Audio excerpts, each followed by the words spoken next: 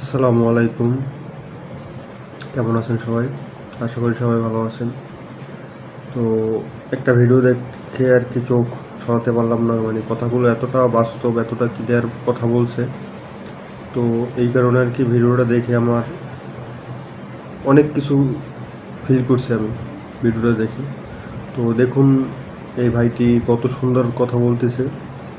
তো কথাগুলো সবাই মনোযোগ দিয়ে শুনুন। মার্কা দরকার নাই, মার্কা আজকে 55 বছর দেখে শেষ। তিক্ত বিরক্ত আমরা মার্কা নিয়ে, আমরা আর কোনো মার্কা চাই না, আর কোনো দল চাই না।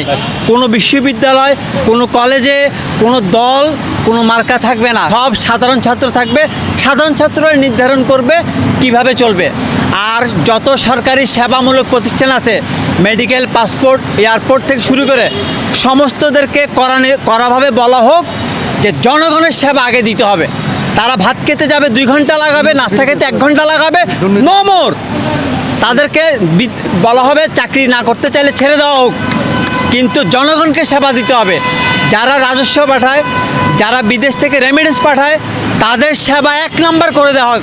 One stop service. কোনো বিদেশ যাত্রী বলবে আমি বিদেশ থেকে আসছি, তাকে সর্বপ্রথম দাঁড়িয়ে সার্ভিস দিতে হবে।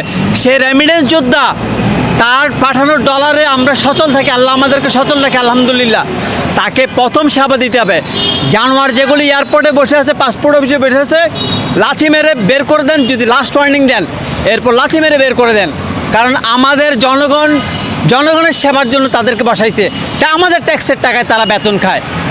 আর যা দুর্নীতি করছো এনাফ, নো মোর। এখন জনগণকে সেবা দাও, জনগণকে সাহায্য করো।